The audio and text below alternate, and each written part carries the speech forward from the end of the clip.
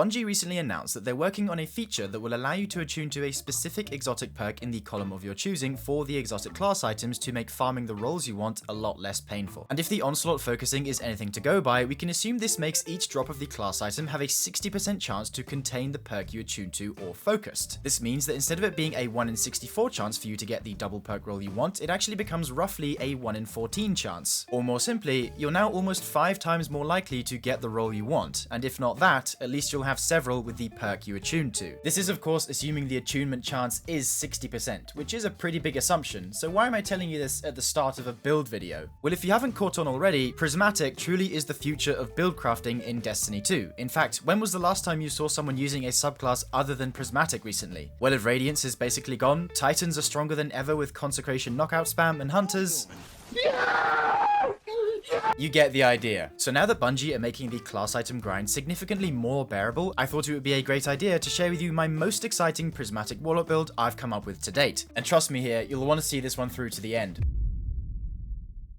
Naturally, like with most Prismatic builds, our entire focus today is ability spam and generating our Transcendence meter as fast as we can in order to enable this. For our ability spam to be as optimal as possible, we are of course using an exotic class item with Spirit of Inmost Light, though we will also be discussing alternatives if you don't happen to have one with this perk. Once everything is up and running, we're going to be able to fully charge our Transcendence meter, usually in under 20 seconds, and when we have it, you can very much treat it like its own mini super ability, because when all buffs are stacked, we're going to have a total 85.7% damage resist, which will allow you to play incredibly aggressive, even in Grandmaster Nightfalls. This is also complemented beautifully by one of the strongest exotic primaries in the game that's juiced to the max with our selection of artifact perks. Each one of our abilities will also have the capacity to create large AoE explosions and chain effects that will guarantee quick and efficient ad clear in any level of content, including all the way up to the endgame. Speaking of, the gameplay you'll be seeing in today's video is going to be a mix between solo Master Lost sectors, Grandmaster Nightfalls, legendary campaign missions, and general play. So in order for you to fully understand the ins and outs of this build, we ought to take things one step at a time, starting with our subclass configuration. For starters, our super ability of choice is going to be Needlestorm. Needlestorm is a great tool for dealing with high health or boss enemies and is also going to completely cap out your dark meter if you're in desperate need of some dark energy. Plus, it synergizes really well with one of our fragment choices, but we'll get to that shortly. For our class ability, we're taking Phoenix Dive since it has the lowest cooldown and is generally quite nice for movement. Up next for our melee ability, we're going with Incinerator Snap. Once you have your Transcendence fully charged, you can afford to play this build very aggressively. And because Incinerator Snap excels in close range combat with it having a very wide spread, plus the ignitions it causes make it by far the best choice to run. And also, it once again has the lowest cooldown. Next, for our grenade of choice, we're going with the Cold Snap grenade. And the biggest reason why is because we need to balance out our abilities so that we can generate both the light and dark meter at similar rates, because we don't want one side lagging behind the other. And the Cold Snap grenade is going to be excellent for generating large chunks of dark energy, much like how Incinerator Snap does the same thing, but for light energy. Moving on to our aspects, we're going to need something to support our aggressive style of play, which neatly brings us to our first choice, Feed the Void. Feed the Void will grant Devour after scoring any ability kill, and because we're on a Warlock, this also comes as Enhanced Devour, granting even more grenade energy per kill and fully restoring all health and shields after getting kills while the effect is active. Our next aspect is going to be Helion, which spawns a Solar Mortar after using our class ability, and surprisingly, kills with Helion do count as ability kills, which will proc Devour for Feed the Void. This is also why we chose Phoenix Dive, because the lower cooldown will let us have as much uptime as possible on the Helion. Now let's finish up refining our subclass by talking about our fragment choices. Firstly, we're taking Facet of Dominance. This is going to make it so our Arc Grenades jolt enemies and our Void Grenades weaken enemies, both of which are very strong additions that despite not having an Arc or Void Grenade, we're still able to take advantage of since our Transcendent Grenade, the Freezing Singularity, has a Void component that will apply the Weaken debuff, which only strengthens our power when roaming with Transcendence. Up next we have Facet of Grace. This fragment will allow kinetic weapons to generate bonus Transcendence energy, which with our upcoming choice of exotic weapon will let us rapidly farm it. Because this is an aggressive build, we are also going to be needing Facet of Protection to grant an additional 15% damage resist when surrounded by 3 or more enemies. That also stacks with the 20% damage resist you gain while Transcendent for a total 38% damage resist. Our fourth fragment is going to be Facet of Hope. This is going to make it so having any elemental buff, be it Devour, Radiant, Radiant or Woven Mail will grant an additional 60% class ability regeneration rate, which only serves to improve the uptime of Helion even further. Finally, no prismatic build is complete without Facet of Purpose. Facet of Purpose is going to make it so collecting an Orb of Power will grant Woven Mail for 5 seconds because we have a Strand Super equipped, which just as a refresher is a 45% damage resist. That about does it for our subclass makeup. Now let's move on to our weapon choices. First of all, the absolute star of the show is the exotic Khvostov 7GOX. This thing is quite literally my favorite weapon in the game, and for good reason too. Not only does Khvostov have excellent AoE ad clear with its ricochet bullets, it also has Shoot-to-Loot, which will allow you to proc Woven Mail from a distance by shooting any orbs you create. Act 3 also saw the release of 2 new artifact perks that grant any of your auto rifles both a damage boost and auto reloading, but we'll get to those in the artifact section. It also just so happens that Khvostov is amazing for generating fast Transcendence energy because for whatever reason the ricochet bullets generate huge chunks of energy for both light and dark when Facet of Grace is equipped. So if your abilities don't fully charge your meter, which they usually won't, Khvostov will top them off real quick. Besides that, I would also strongly encourage you to run a rocket sidearm like Aberrant Action with Heal Clip Incandescent, but you can honestly get away with maining Khvostov. Before we dive into our exotic armor, let's quickly talk stats. And like usual, it's best to prioritize resilience, then discipline, then recovery, and if you can get your recovery at or past 60, that would be ideal to reduce the cooldown of your class ability and by extension, Helion even more. Alright then, now let's talk about our exotic armor. So yes, this build does revolve around the exotic class item, and the role I have here today is Inmost Claw. Inmost will grant increased ability energy regeneration speed for simply using your abilities, and Claw will give us an additional Incinerator Snap charge. And if you can get this exact role, I would strongly recommend it, but trying to get Spirit of Inmost Light is more important here. Alternatively, if your class item is not that great, you can actually sub out the class item altogether for Claws of Ahamkara, which just gives you an additional Incinerator Snap charge. This is actually what my teammate Dan was using in the background Devil's Lair GM gameplay, and we were still able to duo this in under 14 minutes, which was pretty impressive. Having either Spirit of Inmost Light or Claws of Ahamkara or both is going to massively improve the rate at which we can spam abilities, and the effects also appear to stack with the naturally improved ability regeneration speeds while transcendent, which is really where the build starts to shine. So let's find out how we can optimize the setup even further by talking about our choice of armor mods. For the helmet, we're taking double hands-on for the bonus super energy on melee kills, and kinetic siphon so that our Khvostov can make orbs on double kills. For the gloves, we're taking triple heavy-handed so that the orb generation cooldown is reduced to 1 second, which essentially allows each Incinerator Snap to always spawn an orb.